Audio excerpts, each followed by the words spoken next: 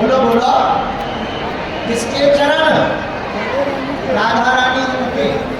या कल की कथा में हमने आपको कहा था, श्री परीक्षित जी महाराज ने कलयुग को 4 जगह प्रमुख और 5वीं जगह स्वर्ण में निवास किया। स्वर्ण मतलब सोना। लेकिन परीक्षित जी को ही श्राप मिल गया इस बात का, जाओ तुमने हमारे पिता का अपमान किया, हमारे पिता के गले में मरा हुआ सर्प डाला है।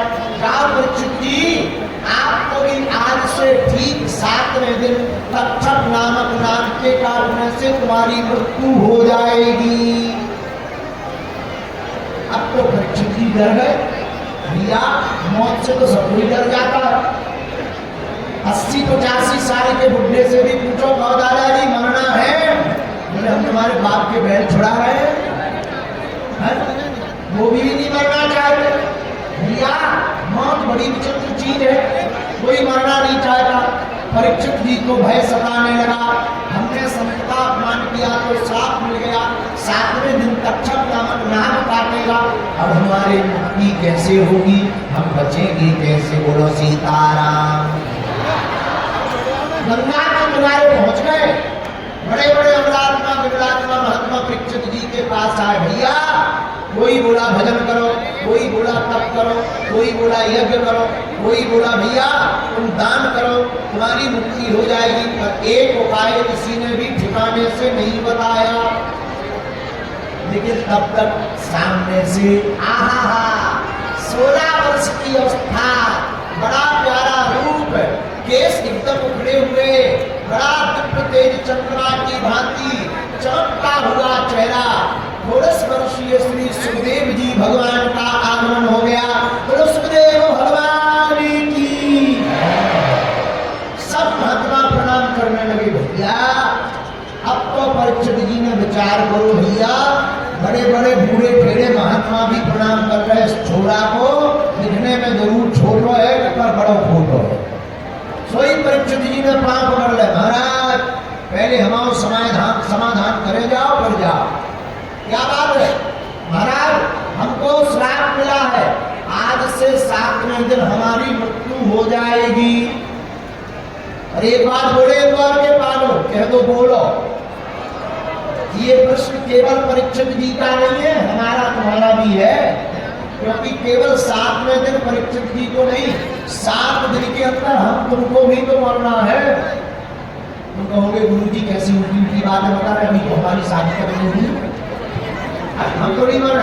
अरे रुकिए भैया, 7 दिन के अंदर का मतलब कोई मंगलवार को मरेगा, कोई बुधवार को, कोई गुरुवार को, कोई शुक्रवार को मरेगा, तो 7 दिन के ही अंदर मरेगा। अब भाई इंदौर वालों के लिए स्पेशल 8वां द्वार बना हो तो हनुमान जी जाए।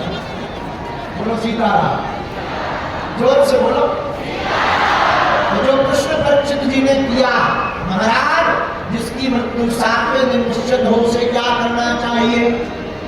महाराज जिसका मरना निश्चित है उसे क्या करना चाहिए?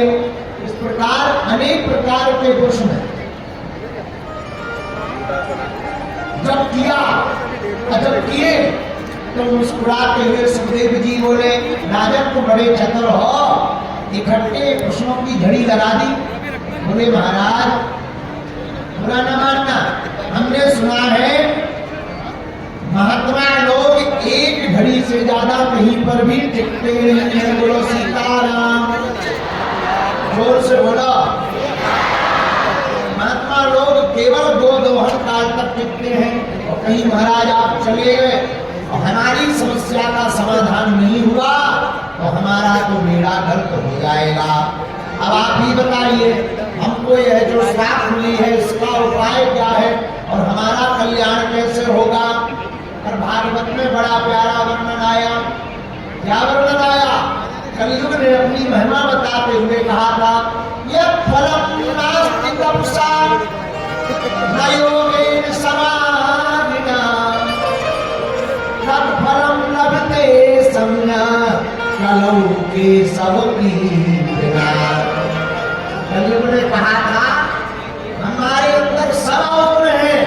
अरे परीक्षित जी महाराज, जो फल कलयुग में आपको तप से प्राप्त नहीं होगा, यज्ञ से प्राप्त नहीं होगा, ध्यान से प्राप्त नहीं होगा। मुस्कुराते हुए कलयुग ने कहा, परीक्षित जी, वह फल कलयुग में केवल गोविंद का नाम लेने से प्राप्त हो जाएगा। बात भी सही है, केवल भागवत नहीं कह रही, भैया रामचरितमानस में तुलसीदास जी कह रहे, कलयुग केवल हरि गुण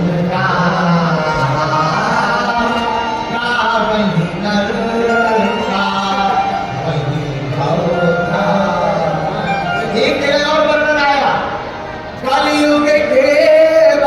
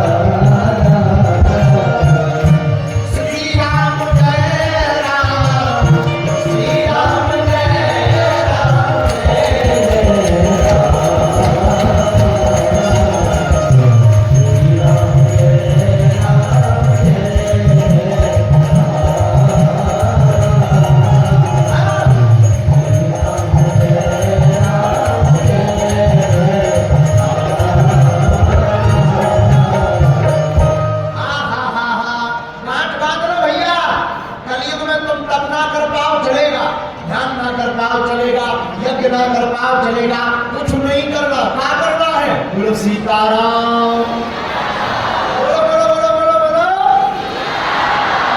बस बन गया काम।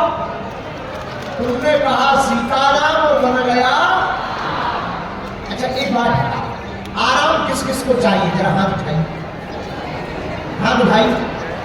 आज एक बात बोले, आज इंदौर में भक्ति का ऐसा सैलाब आया है जनसंख्या में, ऐसा लग रहा जैसे प्रयागराज का महाकुंभ लगा हुआ हो। कहां देखो कहां पगला ही पगला दिखाई पड़ रहे हो। अब पागल बात बताओ, हरि बोल, अरे जोर से तो बोला। बताओ आराम कौन कौन चाहता? हाथ उठाओ। अच्छा बाकी क्या चाहते हैं? अच्छा आराम कौन कौन चाहता? हाँ चलो हाथ नीचे कर लो, हम सबका मान देते हैं, क्योंकि इंदौर वाले तो महापुरुष कोटि के महापुरुष होते हैं। हमने उल्टा ले लिया वो, हम जानते कई बार ना पूरी बात बिना सुने ऐसी गड़बड़ हो जाता। हमने एक बार एक जगह बोला, हमने कहा अगर पत्नी से लड़ाई हो जाए तो तुरंत चप्पल उठाकर पहनकर बाहर निकल जाए।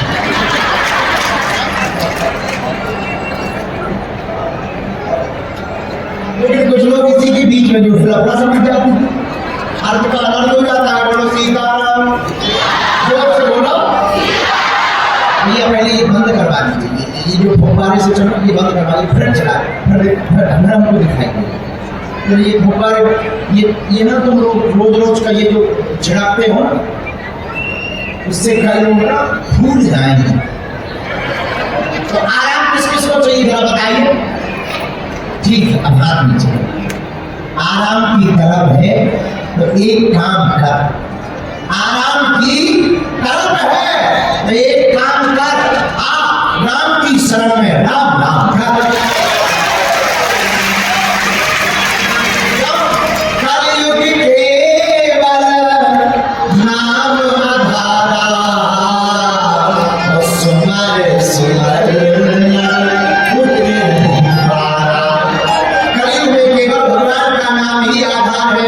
कलयुग में भागवत में वर्णन आया, फलम नास्ति तपसा न योगेन समाधिना, फलम लभते सम्यक् लौकी सौकीर्तिना।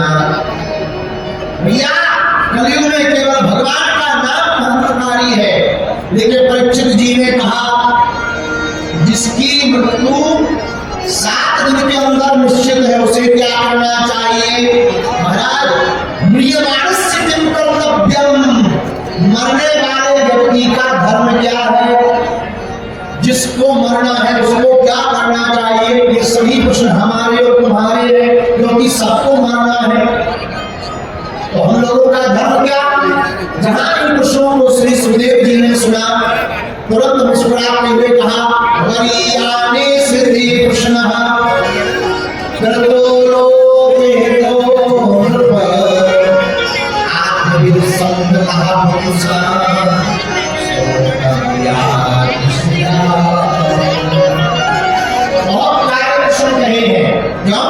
सब अपने लिए पूछते हैं, पर हे राजा परीक्षित, आपने पूरे विश्व के कल्याण के लिए यह प्रश्न किए हैं। तो सुनो, जिसको मरना है उसको भगवान का भजन करना चाहिए। अब मरना किसको है? अब बताइए, मरना किसको है? सबको, सबको। एक बार हम एक गांव में कथा कर रहे थे, तो कथा करते करते हमने कहा कि जितने भी इस गांव के लोग हैं, ये बात गांव में डाल दो, एक दिन सबको मरना है। एक आदमी बीच में खड़ा हो गया, इंदौरी, लगा हंसने। हमने कहा ठटनी के बारे में तो हंस क्यों रहे? बोले गुरु जी, इस गांव के लोग मरेंगे, हम इस गांव के हैं नहीं। इस गांव के लोग, हम इस गांव के हैं नहीं। हम कहा तुम कहाँ के हो? बोले हम तो बगल के गांव के। हम कहा इसका मतलब वहां मर देंगे वो? बोले नहीं, आपके घर तक इस गांव के जितने लोग हैं वो एक दिन सब मरेंगे। अरे हमारी जो मौत पर किसी ने भी विजय नहीं पाई, मरना सबको है। मरने वाले को करना क्या चाहिए? बताओ भैया, क्या करना चाहिए? भजले प्राणी ये अज्ञानी, दो दिन की जिंदगानी वृथा क्यों भटक रहा है, भजले प्राणी ये अज्ञानी, दो दिन की जिंदगानी वृथा क्यों भटक रहा है। दूसरा प्रश्न, जिसकी 7वें दिन मृत्यु निश्चित हो, वह भगवान को कैसे पा पाएगा? कोई उपाय है? बोले भैया, भगवान को पाने का उपाय तो है, 4 चीजों का अभ्यास करो। सुखदेव जी ने कहा 4 चीजों का अभ्यास करो। कौन कौन? जितासनो, जितश्वासो, जित संगो, जितेंद्रिया। पहला, आसन को जीतो। आसन को जीतना क्या है? एक आसन पर बैठ जाओ, उठो मत। कई लोगों को हमने देखा है, वो पैर फैला फैला करके कथा सुनते। अरे भैया, दर्द पीड़ा है तो कोई बात नहीं, ना सुनने से कोई अच्छा है कि सुन रहे हैं। बोलो सीताराम।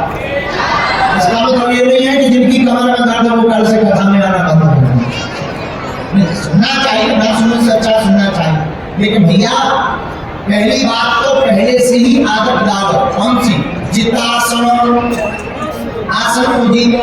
बैठने का तरीका है, पीठ की हड्डी सीधी रहनी चाहिए, बड़ी धैर्यता के साथ बैठना चाहिए, कथा में सावधान होकर के बैठना चाहिए। अब हमारी भी थोड़ी थोड़ी आदत है जैसी ऐसी। अब बहुत लोगों की यही आदत है, ऐसे बैठ जाते हैं, बाद में लठिया धनुष बन जाती है, दर्द करती है। बोलो सीताराम। जोर से बोलो। श्वास, अपनी श्वासों को जीत लो। क्या महाराज बंद कर दे श्वास? अरे नहीं, बंद कर दोगे तुम भी बंद ही हो जाओगे। बोलो जय बजरंगबली। तो करे क्या? श्वास बाहर जाए, नाम भीतर आवे। नाम बाहर भीतर लेते हुए नाम कीर्तन जब तुम्हारी जिह्वा रटने लगे और जब तुम्हारे मुख से सीताराम सीताराम बार बार निकलने लगे और तुम सोते हुए भी नाम जप करने लगो, समझ जाना भगवान ने तुम पर कृपा कर दी और तुमको नाम जप की कृपा प्राप्त हो चुकी है।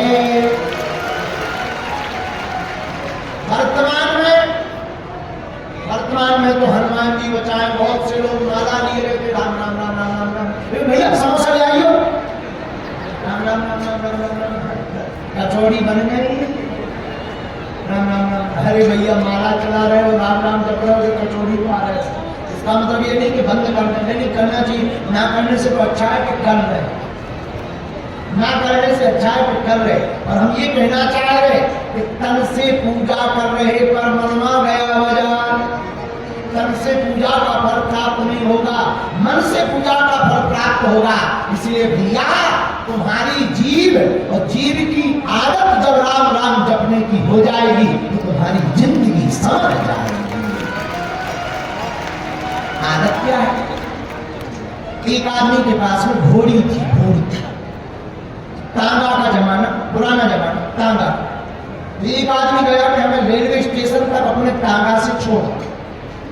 जल्दबाजी में सुबह 4 बजे उसने एक घोड़ी ली और तांगे में फिट करी, उसको निगोया और ले जा। लेकिन घोड़ी थोड़ी देर चले और फिर रुक जाए। तांगा वाला उतरे, थोड़ा डांस करे और फिर चले। घोड़ी फिर थोड़ी दूर चले और फिर रुक जाए। तो तांगा वाला नीचे उतरे और फिर डांस करे, फिर वो चले। तो जो आदमी बैठा था बोले इस चक्कर में तो हम 12 बजे पहुंचेंगे, एक बार बताइए तुम डांस कर करके क्यों चल रहे? बोले साहब क्या बताएं, जल्दबाजी में घोड़ी बदल गई, शादी वाली घोड़ी हो जाए। जो चलने वाली थी वो नहीं ला पाए, दूसरी घोड़ी आ गई, ये शादी वाली घोड़ी है। और इसकी आदत है जब तक इसके सामने कोई बाराती डांस नहीं करता है तब तक ये चलती नहीं है। तो ये आदत में, तो जो आदत में होता है वो होकर के रहता है, चाहे जो हो जाए। आदत आदत होती है। वही हम तुमसे कहना चाहते, नाम जप करने की अगर तुम्हारी आदत हो जाएगी तो तुम सोते हुए भी प्रभु का नाम जप करते हो। बोलो सीताराम। जितासनो जित श्वासो, श्वास को जीतो। तीसरा उपाय जित संगो। कल ही कहा था, आज भागवत में आ गया भैया, नोट कर लो, इंदौर में पार लो, अपनी संगत को जीतो। संगत किसकी कर रहे, ध्यान रखो। बढ़िया संगत होगी तो बढ़िया रंगत होगी। जैसा पियोगे पानी वैसी बोलोगे पानी, जैसा खाओगे अन्न वैसी होएगी मन। इसलिए भैया संगत बहुत कंट्रोल के साथ रखना। मेरे पागल, आपके मित्र कौन है ये बहुत महत्वपूर्ण है, याद रखना। इत्र और मित्र दोनों सावधानी से रखना चाहिए। इत्र बढ़िया होता है तो सुगंधी दिनों तक टिकती है, मित्र बढ़िया होता है तो चरित्र का निर्माण होता है। बोलो सीताराम। भागवत में अभ्यास बताया, जितासनो जित श्वासो जित संगो। चौथा उपाय क्या, जितेंद्रिया, इंद्रियों को जीतो। अच्छा ये इंद्रिय क्या भीतर है क्या? नहीं नहीं नहीं, आंख नाक कान मुंह ये इंद्रिय है। क्या करना चाहिए, किसे देखना चाहिए किसे नहीं देखना चाहिए, यह आंखों पर कंट्रोल पा लेना ही जितेंद्रिय है। क्या सुनना चाहिए और क्या नहीं सुनना चाहिए, इस पर कंट्रोल पा लेना ही जितेंद्रिय है। अब हम लोग कानों में लगा लेते हैं दोनों तरफ से, अब सुन रहे ढूंढ ढूंढ ढूंढ, फलाना बदनाम हुआ ढिकाने के लिए और लगाए हैं कान।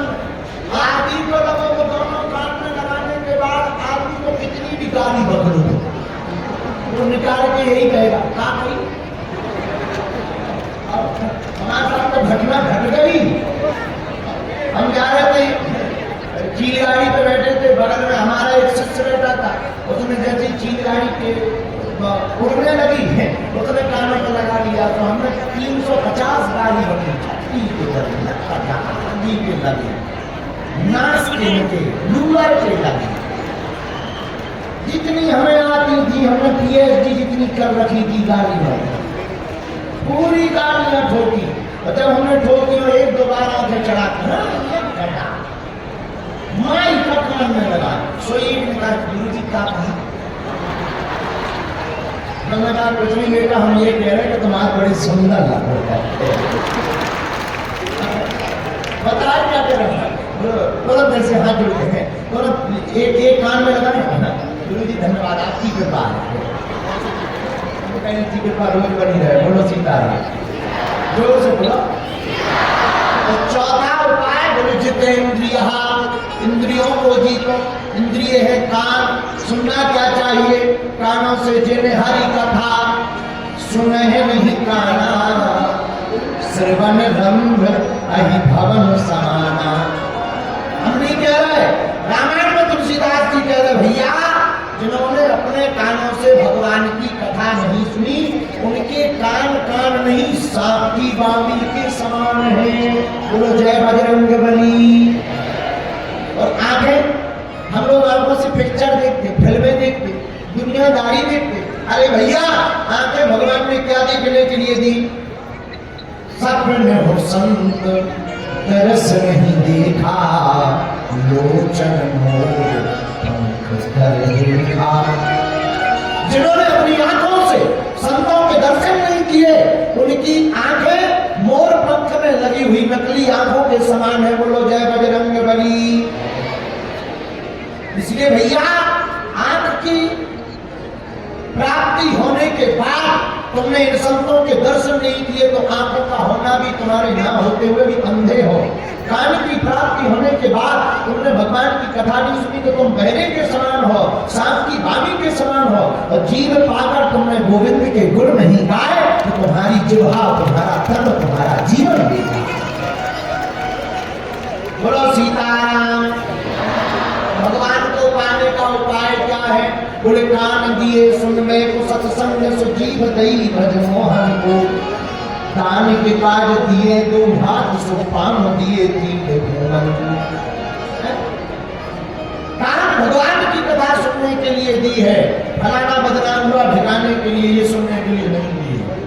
हाँ, इसलिए कानों से भगवान की कथा सुनो। किसकी कथा सुनो?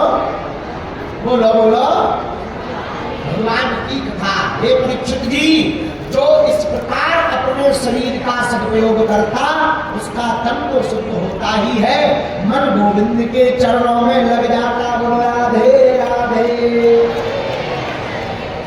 मन भगवान के चरणों में लग गया। देखो भैया, सबसे ज्यादा खतरनाक एक ही है, वो है मन। क्या है? बोलो बोलो बोलो बोलो। अच्छा, मन किसी की बुराई करने में बड़ा लगता है। तुम रातों भर, अच्छा जितनी भी माता जी घर बैठी हैं, सब बोलना नहीं चाहिए पर बोल देना चाहिए। अभी इनकी पड़ोसन की बुराई शुरू कर दो, इतनी ध्यान से सुनेगी। बगल में कोई शोर बजे, चुप हो जाए।